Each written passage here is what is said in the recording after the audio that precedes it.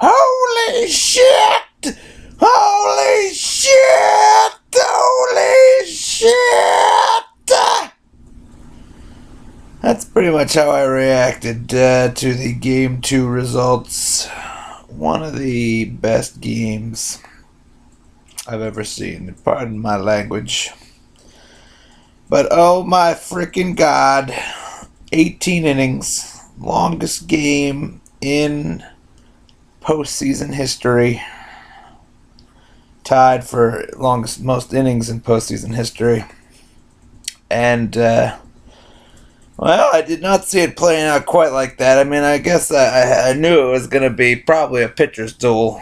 I'd hoped that maybe we'd score more than a run in the first 9 innings.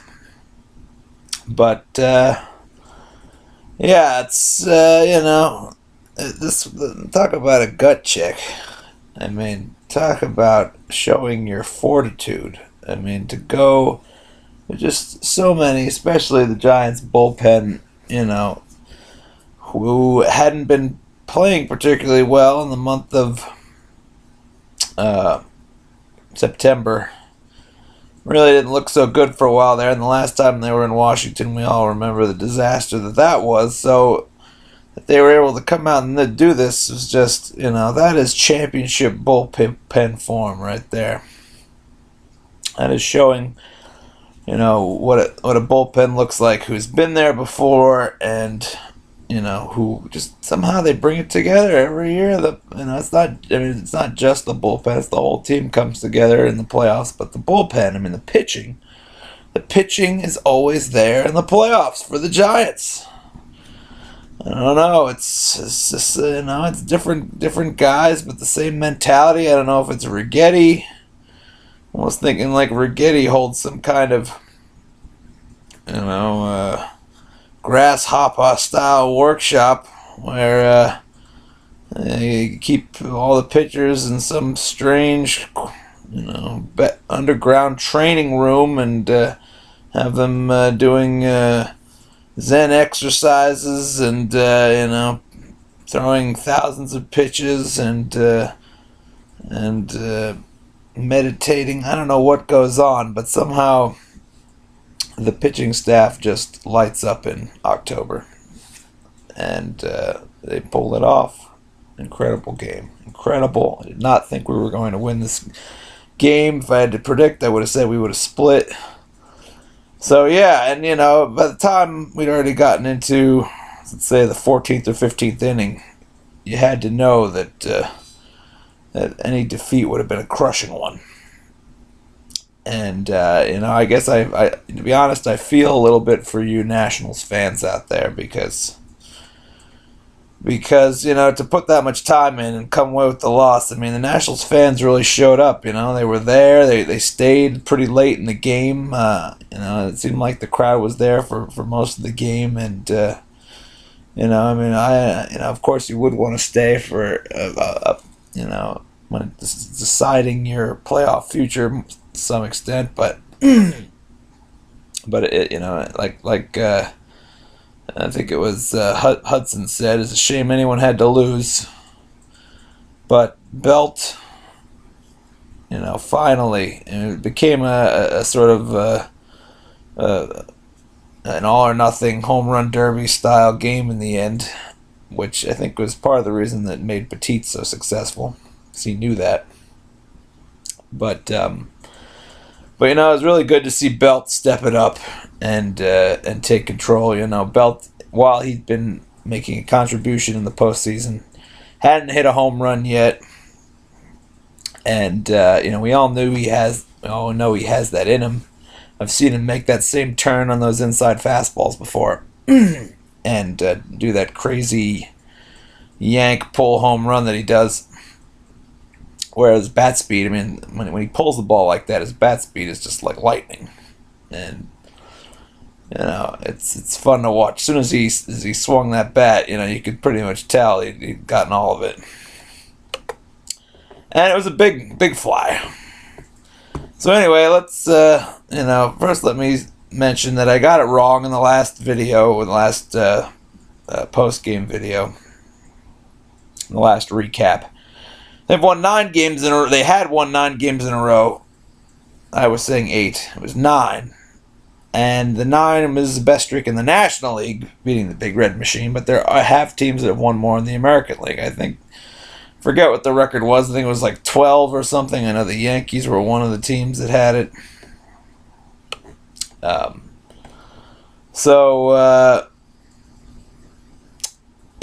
Now they've won 10 in a row with last night's game, which makes them they now have the best streak in the NL by 2 games, and 10 is a nice number. But point of this video, the biggest thing I want to get across is it's really important that we make it 11. We need to make it 11 in a row, and that is because there is a lot riding on this game for the Giants. I think you could almost say that there's a possibility the entire series lies on this next game. I know that seems like a crazy thing to say, but you got to think about it. All the momentum is with us right now. We've got Bumgarner. Oh, well, anyway, okay, that'll be for the next video. Let's, I don't want to get into that yet. Let's just, I'll do that in the pregame. That'll be the next video I make. But let's take a look at the lineup here from the previous game. Blanco 0 for 6. That was not so good. No walks. So hopefully this is just a one-game anomaly. I mean, he's only batting 100, I guess, in the series so far. For the most part, continues to remain mostly ineffective in the leadoff spot. He did do relatively well in the previous game, but we really aren't seeing. I mean, this is the same old trend again. Like I said, Blanco, he has not performed as a leadoff hitter this entire year. And, they're not scoring that many runs. They scored 3 runs, but it all came from the bottom of the lineup, and he had no part in the runs they scored yesterday. So he left 1 runner on base, but it's not what we need him to. He did not have a bunt attempt. I was disappointed to see that. And I don't think he really had any even hard hit balls that I can remember. It seemed like he was a pretty easy out yesterday. So hopefully that's going to change in this game, because we're not going to be able to keep winning without Blanco. At least that's what I would think. Although he has proved me wrong so far. Panic 0 for 6, but Panic gets credit for that great at bat against Jordan Zimmerman. Jordan Zimmerman, by the way, fantastic. You got to give the guy credit. It's a shame he had to lose, but of course I wanted him to lose. Pitched a fantastic game. He was totally in control. Luckily for us, so was Tim Hudson. Anyway, so Panic 0 for 6. He scores the run on the walk. Sometimes that's all you need. You need the guy to come through with, in the moment where you really need him. He got it together enough to pull a walk out of Zimmerman. And, people were talking about the strike zone. Oh, the umpire was giving him calls, blah, blah, blah.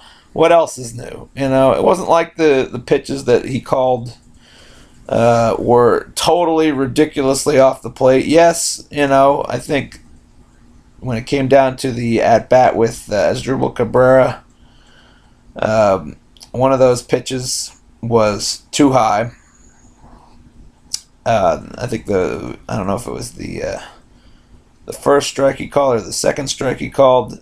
Both the strikeout and the pitch before that, I think, were high. But the first one was only a little only a little bit high. The second one was barely high. It was like, and I looked at the pitch FX charts, and I understand his complaint, but Asdrubal Cabrera shouldn't have gotten thrown out. It was stupid. And as far as Panic's at bat, Panic showed a disciplined eye at the plate, and Zimmerman missed. I know people are saying, "Oh, he pitched great." I hate that argument. He pitched great for 8 innings, so why are you squeezing him in the 9th? That's what they were saying on TV. No, the strike zone is the strike zone. Period. You know, I hate this crap about, oh, well, certain umpires call certain pitches, and, I know that's a part of the game. Certain umpires do call certain pitches, but in the end, you cannot criticize an umpire for calling the strike zone properly. So when it comes to, because, that's what hitters have come to expect, and, when it comes to Panic's at bat, I think that he showed extreme discipline and a great eye, and he drew that walk, and he deserved that walk. And for people to jump all over the umpire for not giving Zimmerman strikes that are technically off the plate is ridiculous. Sure, they were close, just like the pitches to Cabrera were close. But, the pitches missed in different places. When they missed to Cabrera, and he called them strikes, they missed high. When he missed to Panic, they missed outside. Maybe this umpire calls high strikes more than he calls outside strikes,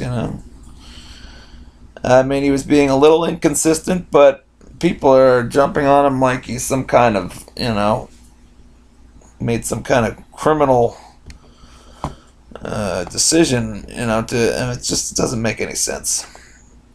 I think the guy didn't do the best job in the world. There are probably better umpires out there, but I wouldn't say he's terrible. I'd say he did the best he could do, and it's part of the game, and anybody who's going to complain about it on the national media should just shut the hell up and say, look, Nationals, don't be stupid. Don't argue balls and strikes. Everybody knows you're never going to get anywhere arguing balls and strikes. Harper barked. I thought, if I was the ump, I would have been pissed at the first barking that Harper did. And I really think that's what got him pissed. Because, Harper stood, turned around, and yelled directly at the umpire. And right then I was saying, he should toss Harper right here. Because, it's not even so bad if you yell at the umpire, but to make a show of it, to kind of try to show him up, turn around, stare at him, and make it clear to everybody in the stadium, oh, I got a major problem with this. That's just kind of a dick move, I'm sorry, but that's the game, man. What are you? The kid's a hothead because he's young, and he thinks he can get away with this because he's a superstar, and he did get away with it. But, I think the only reason why the umpire didn't throw him out because he knew that Harper was a star and that nobody wants to see, a guy with as much talent as him get taken out of a game, a postseason game early. But Asdrubal Cabrera, I'm sorry, has not quite earned the same level of respect. That's not to say even Harper's earned any respect, because that kid needs to learn, to play the game right. And so far, comes across as kind of an arrogant, what. But I guess people with talent, tend to be arrogant. But as far as Asdrubal Cabrera, I mean, you had to know. I mean, he was looking to get thrown out, I think. I don't know if he was tired or if he just, wanted to stand up for Harper or what it was. But, I mean, you're going to get thrown out the way, if you go after an umpire the way he did. And it was silly, really, They made it a lot easier for the Giants to eventually pull it out by making a big deal out of it. So, yeah, that's all I'll say about the umpire situation. Scarapazzo, at least, he's Italian. I got to stand up for the Italian guy. I'm Italian. Half Italian, anyway. All right. So, where was I? Moving on. So, yeah, Panic. Great job in that last at-bat. I'd like to see more hitting out of you in the next game. I'm sure I will. I guarantee you Panic doesn't go 0 for 6 in the next game. Next, we got Posey. 3 for 6. And really, it was a surprise. I kind of skipped over Posey in my pregame matchups. And 3 for 6 is surprisingly good for a guy who only hit 200 versus Zimmerman in the past. So even he managed to break that open. And if it wasn't for Posey's single, also the game wouldn't have continued to go. So Posey, again, being a force in October as he has been in the past. Sandoval, he didn't do much except for that one amazing hit that obviously was one of the more exciting plays I've seen. Talk about clutch. I mean, he is definitely making an argument to spend the money on him.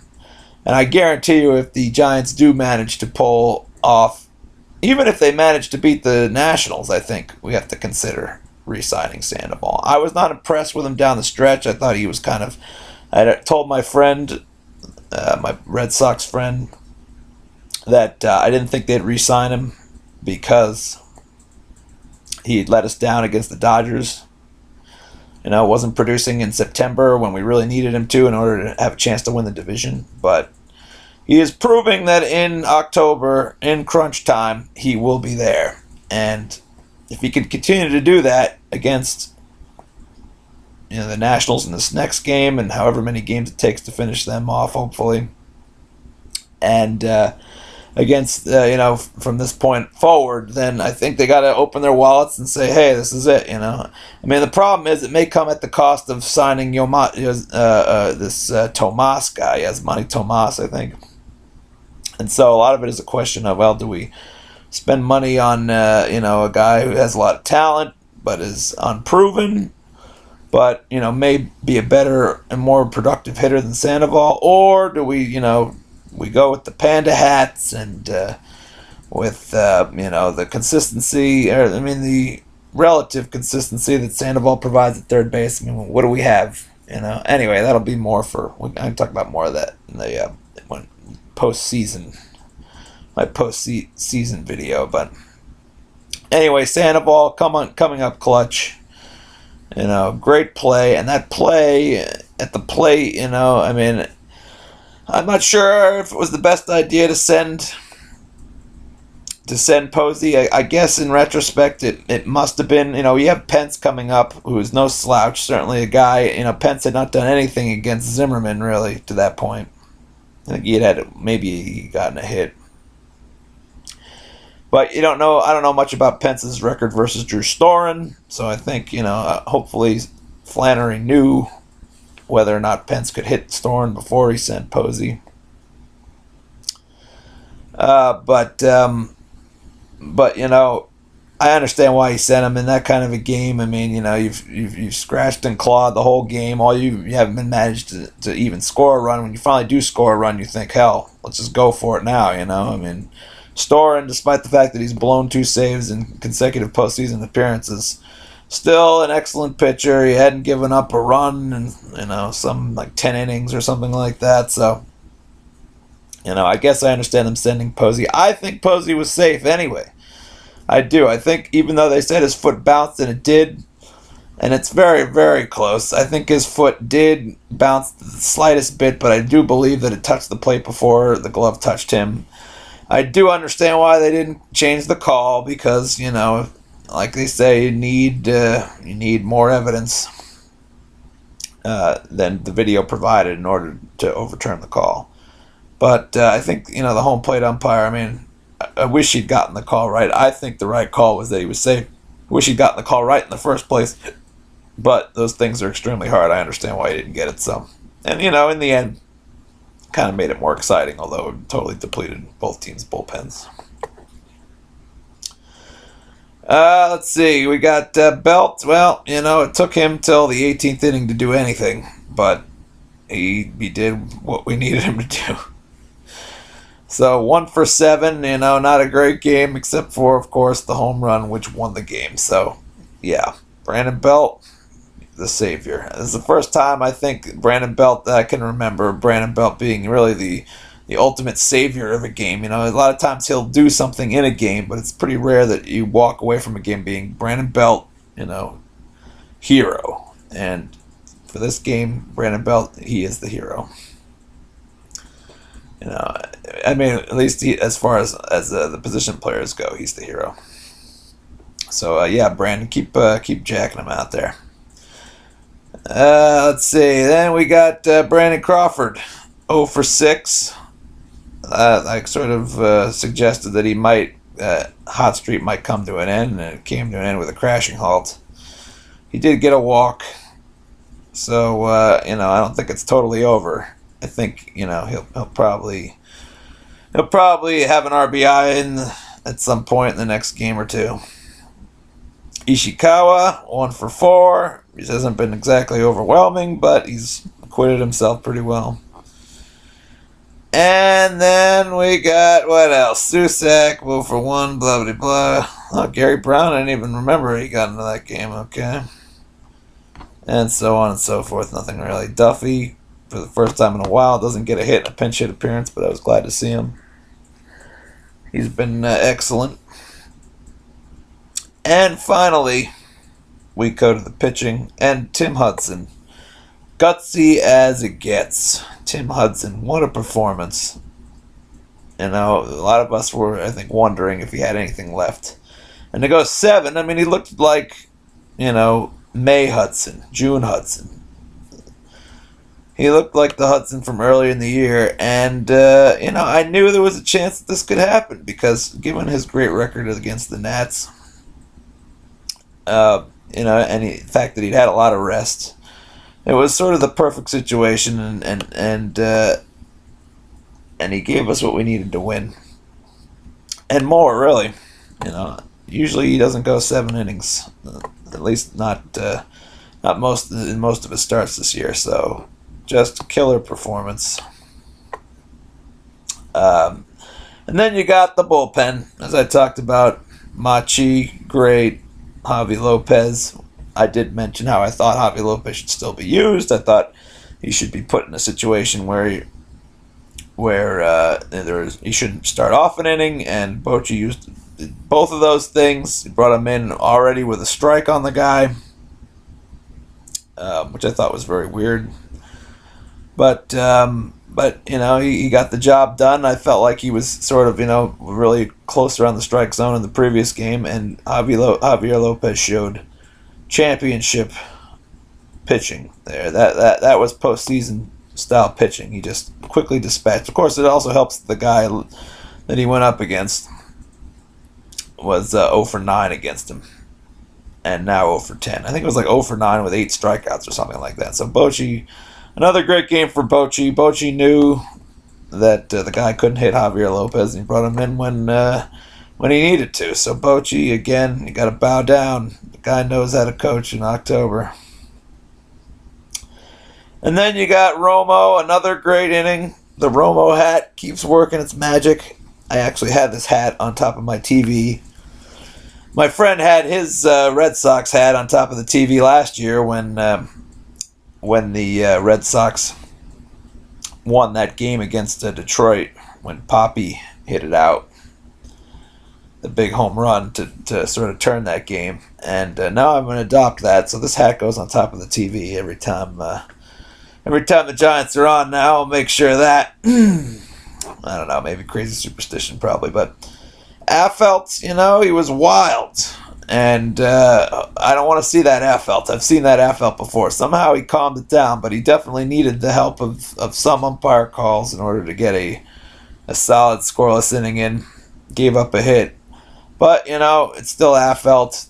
So in postseason, Affeldt usually gets it together, so I don't mind seeing Affeldt again. I just hope we don't get the wild Affeldt, because when he goes wild, when he starts batters off with 3-0 counts, is when I really start to get nervous.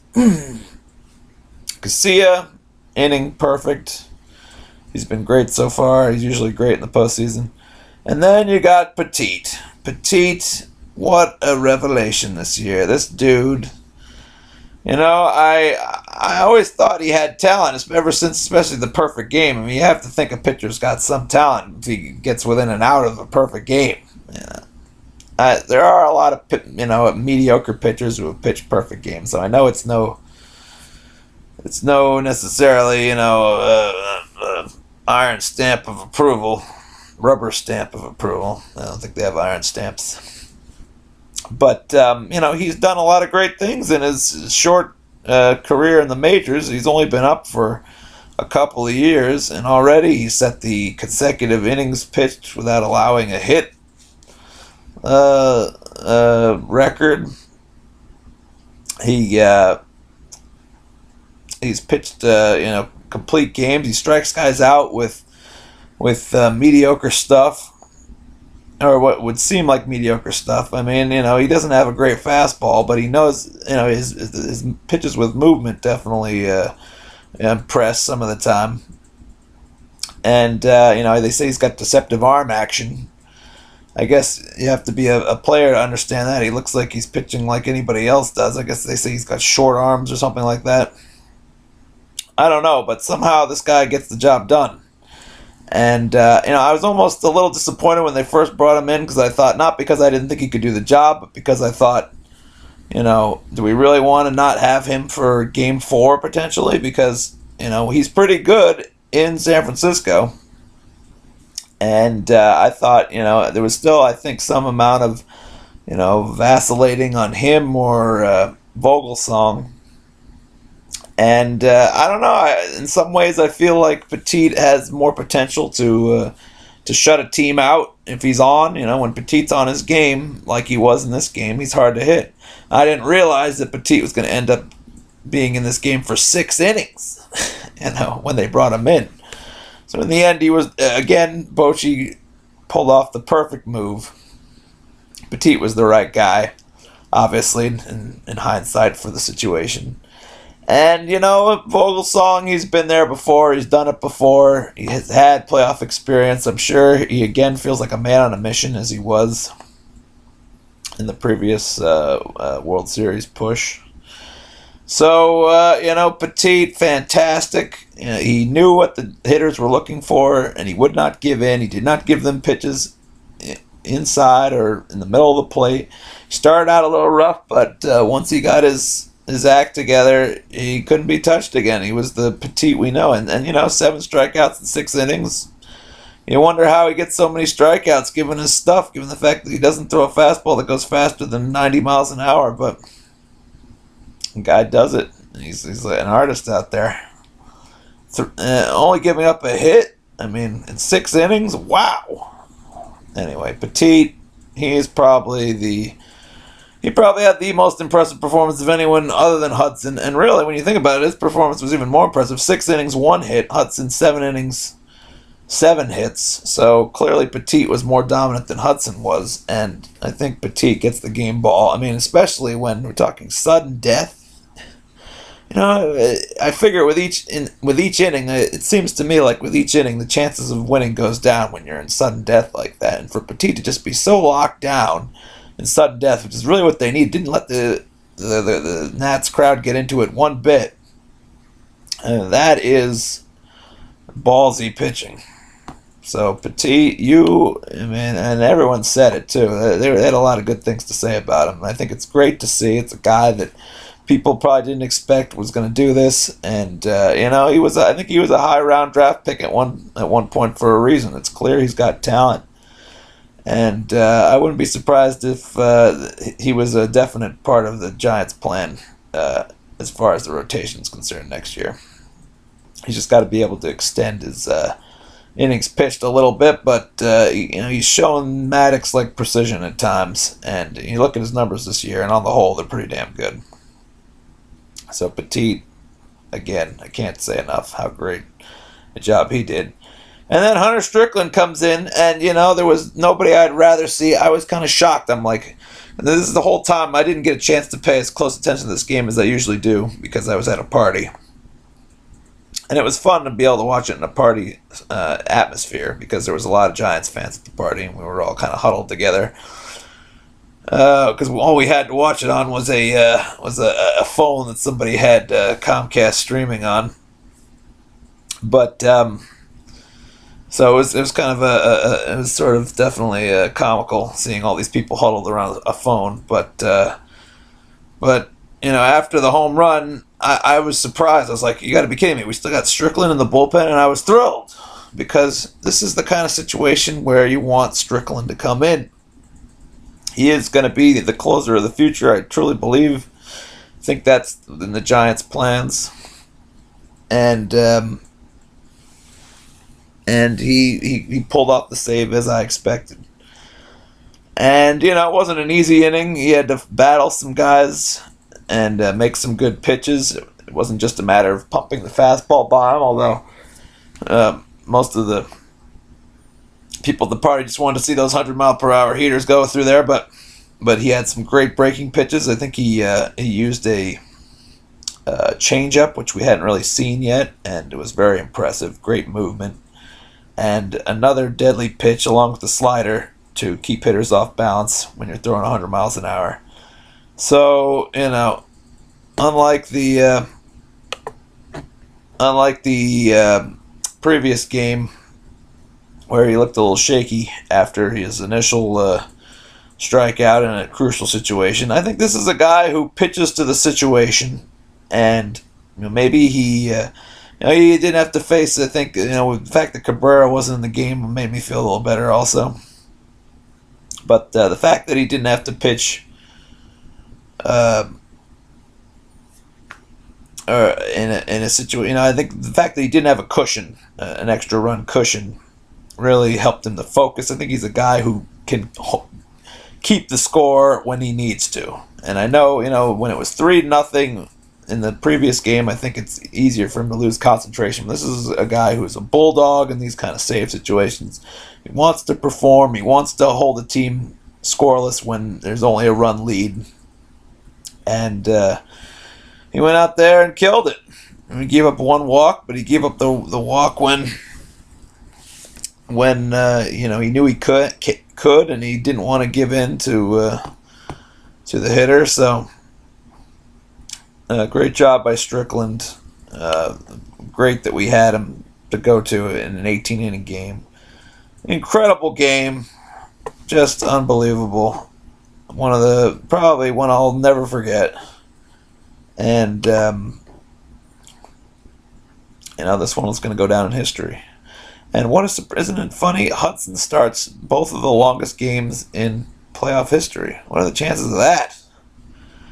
Maybe there's something magic about Hudson. I don't know what it is. But on the whole, this is entertainment. This is the postseason. And for Nats, the Nats fans must have been stunned. Totally stunned. I can't even imagine. Anyway, that'll be it for this video. Fantastic game, and looking forward to the next one. Let's bring it home, boys. Next video will be the Game 3 preview.